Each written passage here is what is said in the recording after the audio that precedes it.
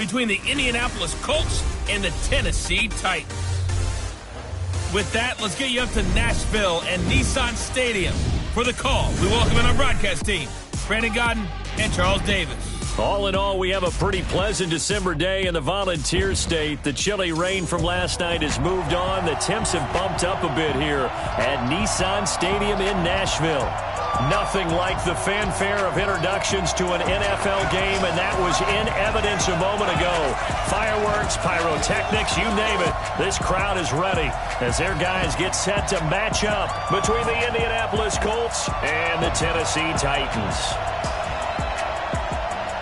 With Charles Davis, as always, I'm Brandon Godden. And Charles, you talk about storylines in this one. I think it begins and ends with our two quarterbacks, certainly two of the best in the business. And nowadays, I don't think you can get by for long periods of time without a top-flight quarterback. The way the game is played, with all the responsibility he has and how the game flows through him, if he's not on the top of his game, your team's not going to benefit at all.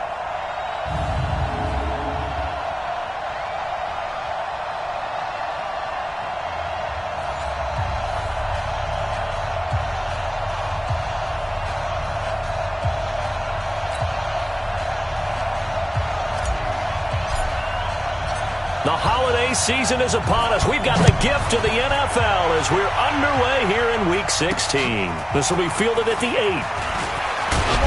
And a nice return sets them up pretty good here at the 30-yard line. So the Colts now coming out for their opening drive. They'll be led out by their quarterback, a product of NC State. It's Jacoby Brissett. And it felt like in watching the game tape, he got everyone involved last week. He was a manager. He really was. That's a great way to put it because they ran the ball some. They threw it accurately. One touchdown pass, so he didn't, break the bank doing that, but he didn't throw any interceptions. That's the bottom line. That's why a defense loves a quarterback like that. Doesn't put them in bad situations.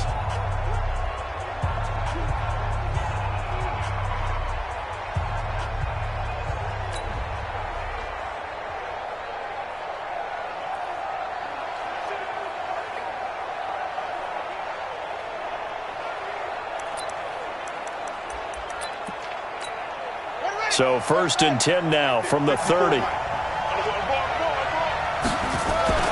Here's Brissett.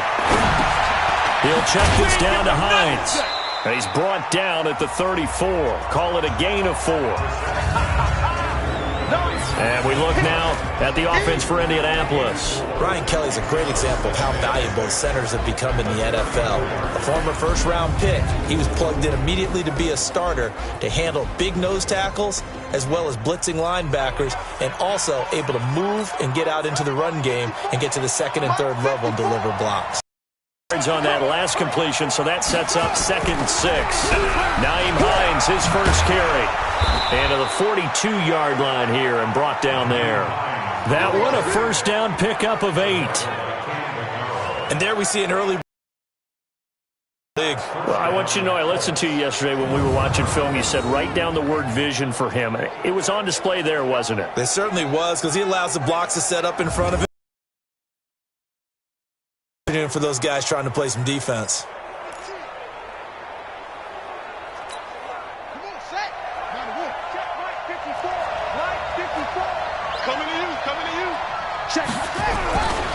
Now it's Hines. And he'll take this one up close to about the 45. Tackle made by Kenny Vaccaro. Well, look now at our starting defense. They come into this one 9th in the NFL against the run. Now if they could just get their pass defense in line, this unit would be really, really strong. And remember the conversation with the defensive coordinator? He wants them to rush the passer better. He wants to see the quarterback on the ground. They've got to create some sacks. And he said it starts early and often. We'll see if they can get to him. On the delay, here's Hines. And he'll be taken down just shy of midfield after a gain of about 4. Some of the most unselfish players on any football team, defensive tackles, because we ask them to just eat up blocks and allow other people to make tackles. But when he can make a play himself, as we just saw there, that's a big day. And he's taken down at the 43, but not before picking up the first. A strong 8 yards will keep this drive rolling. So operating from Tennessee territory now. Here's 1st and 10 at the 43. Draw play. This is Hines. These are his numbers from last week's contest. 16 carries, 56 yards. They've won 2 straight games, and they've done it with the running game as the focal point of their offense. So in this contest, I don't think about doing anything else. I continue to ride the hot hand that I've established and lead with the runners. And now a throw here secured by his running back out of the backfield. And he's going to have another first down as the tackle's made at the Titans' 21. I like it, I like it, I like it. Get everyone involved in the passing game, and you know you can create those great mismatches throwing it to your guys out of the backfield. And on the first drive, that can... It really gets them amped up as they go forward. And he's going to get a solid gain of 9 before being brought down. Second and right at a yard. Well, as a lineman, they are trained. You've got to stay close to home. If you're more than a yard downfield, they're going to toss that flag, and they did there.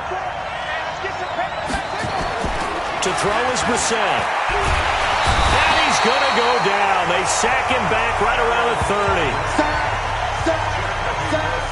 Great job defensively. I think he was trying to go through his progressions, find someone to get rid of the football. Before he knew it, he was on his back. So that just brings us right back to what you said in the beginning. A great job defensively. Nowhere to go with the football. That led to the sack. Here's